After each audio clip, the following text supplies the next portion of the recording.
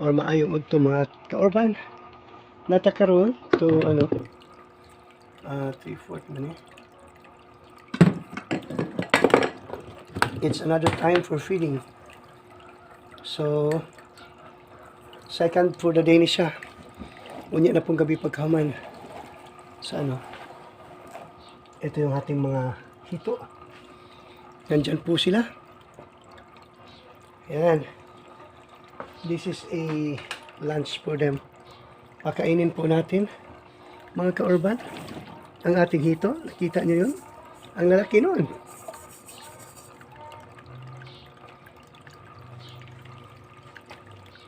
See? Ganyan sila. Ayan. Ating mga kahito. Mga kaurban. Wow, gutom na gutom. Ito, grow up na talaga ito. Grow out na talaga ito eh. So, yung program talaga nila is uubusin na natin sa isang araw yung isang dito. Supposed to be 1 cup eh. This is 1 cup. Hatiin natin ito sa 3. Ito siya. 3/4 or 1/3 na 3/4, 1/3. Isa sa 3 hati. Ayan ating mga hito. Ito nyo. Napakaliksi kumain.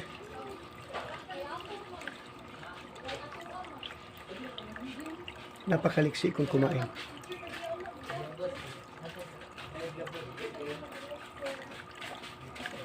Ayan.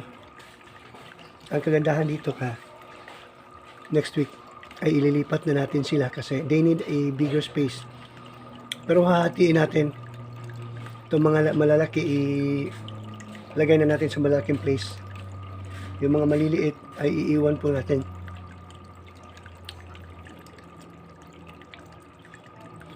Bumili na tayo ng pump. So no reason.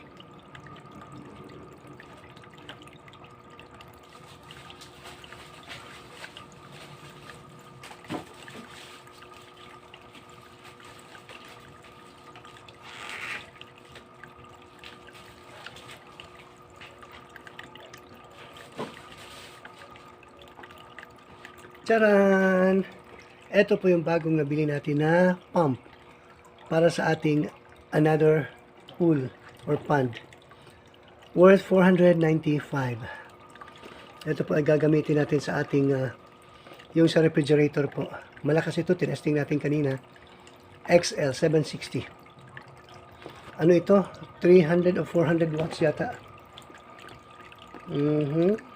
Yan, 45 watts. So 3,000 ano yung per hour? L per hour. Quiet operation, easy to maintain, fully submersible. Lulubog talaga siya sa tubig mo, kaibigan. Ayan. Tanyo. Kakabit natin ito mamaya.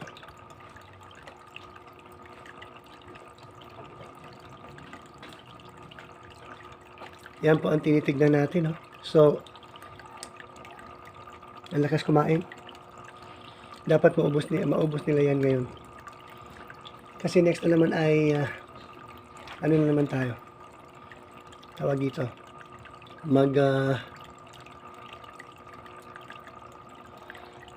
Pagkatapos ko silang pakainin, kukunin ko na yung isa. I-assemble ko na para kasi bukas din po magsesemento kami dito. So, yan ang mangyayari po. So, unahin natin po yan yung fence na yan tatanggalin natin bukas at natin pong magpa-file na po tayo ng mag-file po tayo ng dyan magpa-file po tayo ng bakal or yung tawag dito hollow blocks dun sa may dulo. Yan talaga center ng yung papatungan. Dadagdag tayo ng 2 hollow blocks. Yung dalawang hollow blocks yun po ang basis ng ating pa-drop. Pa-drop na po yun mula dito sa dito sa ground hanggang dyan po. Pa-drop na siya. Pero dito, mula dito pa hanggang dyan, flatten pa yan. So, obserbahan natin yung ating alagang hito. Ayan. Napakaiksi. Talagang kumakain.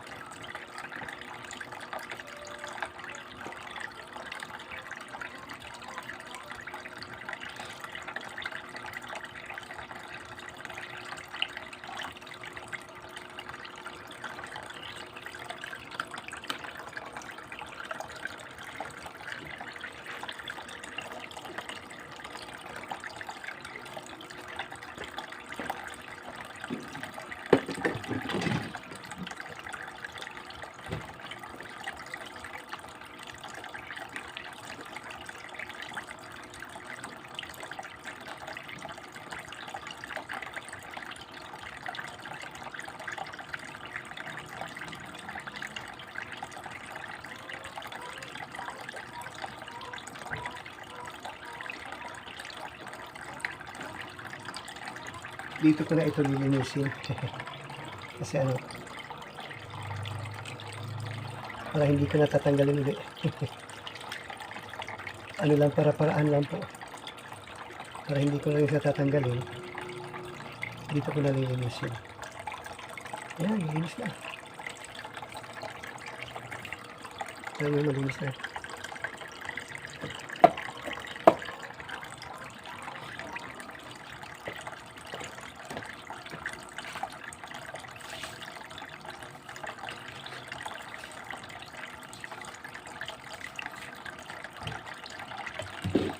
Yan po mga ka-urban ay simpleng pamamaraan para hindi natin siya tatanggalin. Kasi pag tatanggalin natin ito, madadamay na rin ito. Kasi hindi pa tayo gumawa ng mga innovations. Yung isa mag-i-innovate na talaga dito sa kabila.